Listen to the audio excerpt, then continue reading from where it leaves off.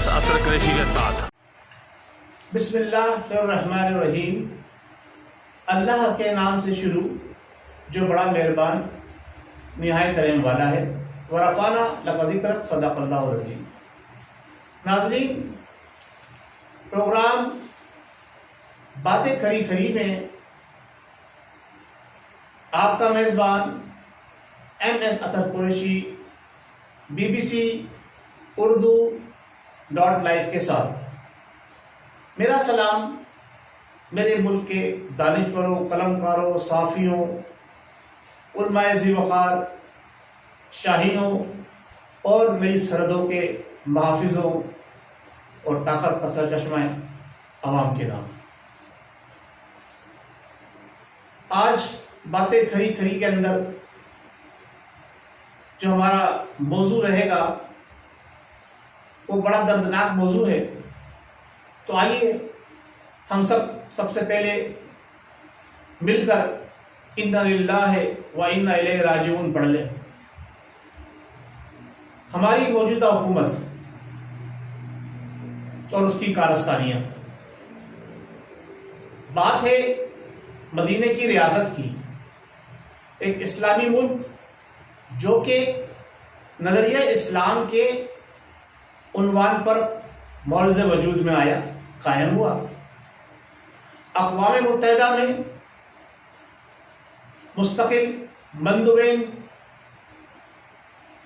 जिसको मुंतखब करके हमारी मौजूदा हुकूमत ने भेजा है, वो शख्स है कि जिसको ना ही गैर मुस्लिम कहा जा सकता है, ना ही ईसाई कहा जा सकता है, ना ही उसको हमारे मुल्क के अंदर अक़लियत तस्लीम किया गया, यानी कि कादियानी मुर्तद वाजिबुल क़त्ल। नबील मुनीर शेख को हुकूमत पाकिस्तान ने अक़वाम मुत्तहिदा में अपना मुस्तक़िल मंदूब तैनात कर दिया। अब इससे बड़ा इस मुल्क वतन पाकिस्तान, जिस पर हमारे आबा व अजदाद ने लाखों जानों की कुर्बानियां देके दो कौमी नजरिए की बुनियाद पर ये मुल्क हासिल किया कि इस्लाम और कुफ्र, उसकी नुमाइंदगी करने के लिए मौजूदा हुकूमत ने जो दावेदार है इस मुल्क के अंदर इस मुल्क को मदीने की रियासत के तर्ज पर बनाने की,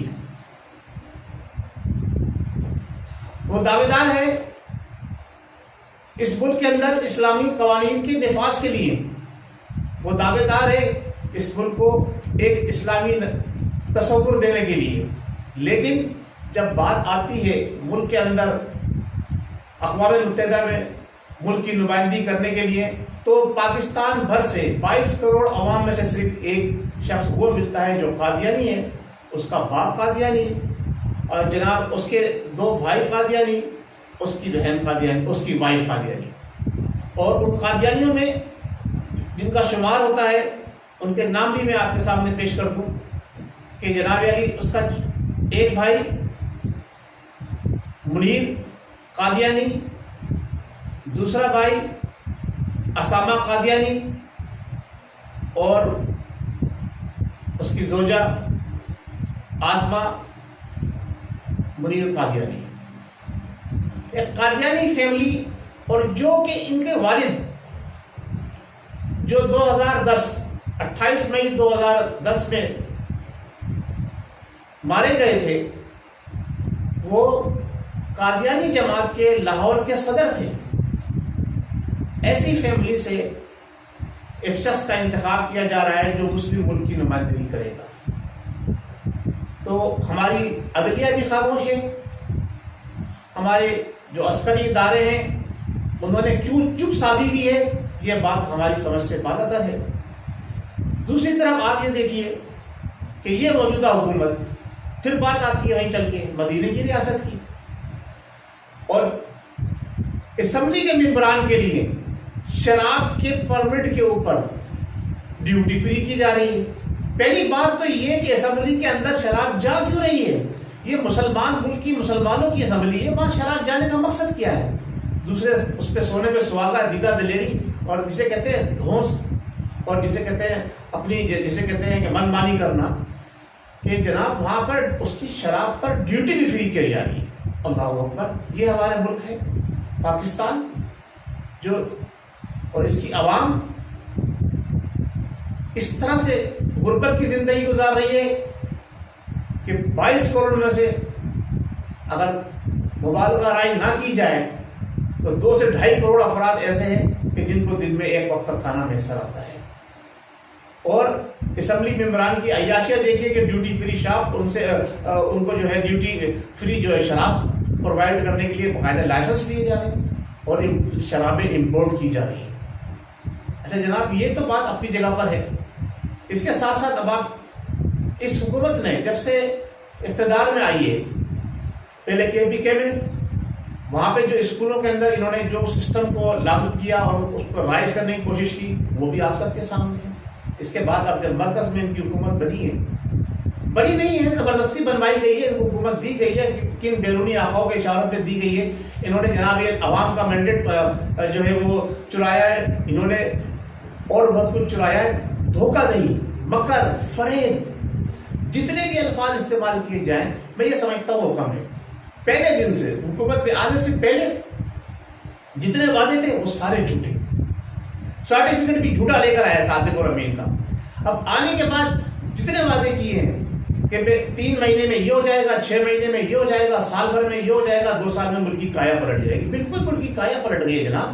آپ دیکھیں تو صحیح، تعلیمی نصاب کی جب ہم بات کرتے ہیں تو تعلیمی نظام میں سے جو ہم نے دیکھا ہے پنجاب ٹیسٹ بورڈ اور سرحد یعنی KPK کے اندر سے، وہاں جماعت 9 جماعت اور 4 جماعت، ان دونوں میں سے جو اسلامی ہمارا تھاٹ ہے، جو ہمارا ایک اسلامی نظریہ ہے، اس کی کس طرح سے انہوں نے وہاں پہ تبدیلی کی ہے کہ لفظ خاتم النبی محمد مصطفیٰ صلی اللہ تعالیٰ علیہ وسلم کا وہاں سے ہٹا دیا گیا۔ یہ چیز سوشل میڈیا پہ عام ہے، ثبوت کے ساتھ لوگوں نے پیش کر دی ہے۔ ہماری عدالتیں خاموش ہیں، کچھ نہیں کر رہے ہیں۔ ہماری جو اسلامی بڑی بڑی جماعتیں ہیں، جو بڑے بڑے دعوے دار ہیں، وہ بھی خاموش ہیں، خاموش سماج نہیں بیٹھے ہوئے ہیں۔ لیکن یہ عوام جو ہے وہ بے چین ہے، یوں کہ حقیقت میں اگر دیکھا جائے تو عوام ہی اسلام دوست ہے، اسلام پسند ہے، اور اللہ اور اس کے حبیب سے محبت کرنے والی جو قوم ہے پاکستانی، اس کے اندر عوام جو ہے، جو خاص طور سے متوسط طبقے کے لوگ ہیں، درمیانے طبقے کے لوگ ہیں، انہی کے دلوں میں اللہ اور اس کے حبیب کی محبت ہے۔ وہی بے چین ہے، وہی پریشان ہے، باقی کسی کے کان پہ جوں نہیں لوگ رہے۔ لوگ اپنی اپنی نوکریاں پکی کرنے میں تلے ہوئے ہیں، اور وہ کس طرح سے کر رہے ہیں؟ باتیں میری کھری ہیں، میں بلا تفریق، بلا کسی جماعت کی نمائندگی کرتے ہوئے، بلا کسی کیا نام ہے مسلک کی نمائندگی کرتے ہوئے آپ سے یہاں پہ اوپنلی کھلی بات کرنا چاہتا ہوں، اور ہر بات جو ہوگی میری اس کو آپ تصدیق کر کے دیکھیں، اٹھا کے دیکھیں کہ ایسا ہی ہوا ہے کہ نہیں ہوا ہے۔ پچھلے دنوں جب لاک ڈاؤن کا سلسلہ شروع ہوا، مساجد کے لیے SOPs تیار کی گئی، تمام مکاتب فکر کے علماء اکرام کو بلایا گیا، اس میں اہل سنت والجماعت کے چیمپئن بھی تھے، دوسری جماعتوں کے بھی چیمپئن تھے، سب سرگو ہو گئے حکومت کے آگے، اور انہوں نے SOPs پہ دستخط کر دیے۔ اس وقت بھی میں نے یہ بات کہی تھی، میں نے عدالت سے بھی کہا تھا، اپنے عدلیہ سے بھی کہا تھا کہ یہ غلط ہو رہا ہے، اسلامی ملک ہے، مساجد کو بالکل بند نہ کیا جائے، کارڈن نہ کیا جائے۔ لیکن پھر آپ دیکھیں، اب خاص طور سے میں مخاطب ہوں مفتی منیب الرحمان صاحب سے، ابھی ان کا 2 دن پہلے بیان آیا کہ جناب دیکھیے کہ حکومت نے ہمیں عید کی نماز کی اجازت دے دی ہے، اور جناب علی جمعۃ الوداع کا بھی۔ یہ تو آپ کو خیرات پہ ملا ہے مفتی صاحب، آپ کی اس میں کوئی کاوش نہیں ہے، آپ کی اس میں کوئی کوشش نہیں ہے، آپ تو سرنگو ہو چکے تھے، آپ نے گھٹنے ٹیک دیے تھے، آپ عوام کو بیوقوف نہ بنائے، اہل سنت والجماعت کو مزید بیوقوف نہ بنائے آپ۔ یہ اہل تشیع حضرات نے جو دوست دھمکی اور اپنی غنڈہ گردی اور بدماشی سے پورے پاکستان میں جلوس نکالے، پھر ان کے جو لوگ پکڑے گئے حکومت نے بس دکھانے کے لیے، جن لوگوں کو گرفتار کیا تھا، جب انہوں نے ان کو دھمکی دی کہ 24 گھنٹے کے اندر سب کو جناب علی کیس بھی ختم کیا جائے، رائے بھی دلائی جائے، یہ ان کی وجہ سے ہوا ہے، آپ کی وجہ سے نہیں ہوا۔ یہ اقلیت جو 10% نہیں، صرف 4%، 5% لوگ ہیں، انہوں نے یہ کام کیا ہے، کیونکہ وہ اپنے عقیدے سے ساتھ پختہ ہیں، وہ اپنی کاس کے ساتھ سچے ہیں، آپ لوگ کوئی اپنی کاز کے ساتھ سچے نہیں ہیں. میں تمام لوگوں کی بات کر رہا ہوں. ہمارے بڑے بڑے دینی مدارس ہیں, بڑے بڑے ہم اہل سنت اور عاشقان رسول ہونے کا دعویٰ کرتے ہیں, سر کٹا دیں گے, بڑے بڑے شعر پڑھتے ہیں کہ محمد سے وفا تو ہے تو ہم تیرے ہیں, جہاں چیزیں کیا لوہ قلم تیرے ہیں, اور پتہ نہیں کیا کیا آئینے جمع بردہ کوئی وہ بے باقی اللہ کے شعر کو آتی نہیں. بھائی میرے محترم مفتی صاحب, آپ کا کوئی کارنامہ نہیں ہے. پھر اسی طرح سے آپ نے یہ دیکھا کہ جناب علی کہ نصاب کے اندر تبدیلی ہو گئی, خاموش ہے. ہماری عدلیہ بھی خاموش ہے. ہمارے جو سرحدی ذمہ دار ہیں ان کی تو بات ہی مت کیجیے. وہ تو کہتے ہیں جناب علی یہ تو حکومت کا معاملہ ہے, اس لیے ہم کی بولے ہمارا ذمہ داری تو سرحدوں کی حفاظت کرنا ہے. نہیں جناب, آپ کی ذمہ داری اگر سرحدوں ہی کی صرف حفاظت کرنا ہوتی تو آپ اس کے علاوہ بھی بہت کچھ کر رہے ہیں, اور اب آپ کی ذمہ داری اور بڑھ گئی ہے. یوں کہ پاکستان کے جتنے بھی بڑے محکمے ہیں ان کے ذمہ داران یا تو آن ڈیوٹی فوجی افسر ہیں یا ریٹائرڈ فوجی افسر ہیں. تو آپ کی ذمہ داری اور بھی بڑھ گئی ہے. اب آپ پاکستان کی سرحدوں کی حفاظت کے ساتھ ساتھ پاکستان کی نظریاتی حفاظت کے بھی ذمہ دار ہیں. لوگ سو رہے ہیں, یہاں بھی سو رہے ہیں, وہاں بھی سو رہے ہیں, ہمارے یہاں بھی سو رہے ہیں لوگ. مجھے لگتا ہے کہ پوری قوم سو رہی ہے. یہاں باتیں ہو رہی ہیں جناب علی پاکستان کو اسلامی ریاست بنانے کی, لوگ خواب خرگوش کے مزے لے رہے ہیں. یہ عوام کہاں جائے, کس کو اپنا درد سنائے, کس کے آگے روئے. ایک امید کی کرن جاگی ہے. وہ chief justice of Pakistan Gulzar Ahmed صاحب, انہوں نے 2-3 جگہوں پہ اچھے نوٹس لیے, اور میں ان کو شکریہ بھی ادا کرتا ہوں, ان کو مبارکباد بھی پیش کرتا ہوں کہ انہوں نے پوری قوم کو جناب علی لاک ڈاؤن سے آزادی دلائی, اور اب مساجد کو بھی کھولنے کے لیے راہ ہموار ہو گئی. لیکن جو اصل ذمہ داری ہے حکومت کی اور ہمارے جسٹس صاحبان کی, ہماری عدلیہ کی, اور ہمارے جناب علی فوجی سربراہوں کی, حکومت کی تو بات چھوڑ دیں, اس چیز کھل کے سامنے آ گئی ہے. یہ حکومت جو ہے یہ قادیانیوں کی پرو سپورٹر ہے, یہودی لابی ہے, پکی پکی یہودی لابی ہے. آپ کو یاد نہیں کہ جب لندن میں میئر کا جو ہے وہ الیکشن ہوا تھا تو یہی عمران نیازی وہاں جا کر اس نے ایک مسلم امیدوار کے سامنے ایک نان مسلم یہودی کو سپورٹ کری. میرے محترم, آج میں بات کر رہا ہوں بڑے دکھ کے ساتھ, ابھی خبر آئی ہے کہ حریت رہنما اشرف سرہائی کا بیٹا جنید سرہائی اپنے ساتھیوں سمیت انڈین فوج کے ہاتھوں شہید ہو گیا. ان کے بہت سارے لوگ شہید ہوئے ہیں. ایک طرف جناب علی انڈیا ہمارے اوپر یلغار کرنے کو تیار بیٹھا ہوا ہے. کشمیر کو انہوں نے بالکل جسے کہتے ہیں کہ پچھلے 10 ماہ سے ان کا جینا دوبر نہیں کر دیا, ان کی زندگیاں چھین لی ہیں. ہمارے وزیر اعظم نیازی صاحب بڑی بڑی تقریریں اور بڑے بڑے بھاشن مار کے لوگوں کو بیوقوف بنا رہے. اب یہ مدینے کی ریاست کا جو آپ نے ڈرامہ رچا کر سمجھے نا, قادیانیت کو اور یہودیت کو اس ملک کے اندر پروان چڑھانے کا پلان بنایا ہے نا, یہ عوام کے سامنے آ چکا ہے. ہاں, صرف ایک چیز کی ابھی تھوڑی سی کسر رہ گئی ہے کہ یہ جو سلسلہ آپ نے چلایا ہوا ہے کہ ہر محکمے کے اندر جو ہے وہ ہماری مسلح افواج, ہم اپنی مسلح افواج کو سلام پیش کرتے ہیں, ہم اپنے مسلح افواج کے نوجوانوں کو, اپنے مسلح افواج کے جوانوں کو, اپنے مسلح افواج کے وہ لوگ جو سرحدوں پہ اپنی جان کی بازی لگا کر پاکستان کے دفاع کے لیے قربانیاں دے رہے ہیں, لیکن اوپر والے وہ کردار ادا نہیں کر رہے جو کردار صلاح الدین ایوبی نے ادا کیا تھا, جو محمود غزنوی نے ادا کیا تھا, جو اور ہمارے دوسرے جرنیلوں نے ادا کیا تھا. ہمارے اوپر والے خاموش ہیں, وہ اپنی نوکری کے ایکسٹینشن بس اسی کے اندر لگے ہوئے ہیں.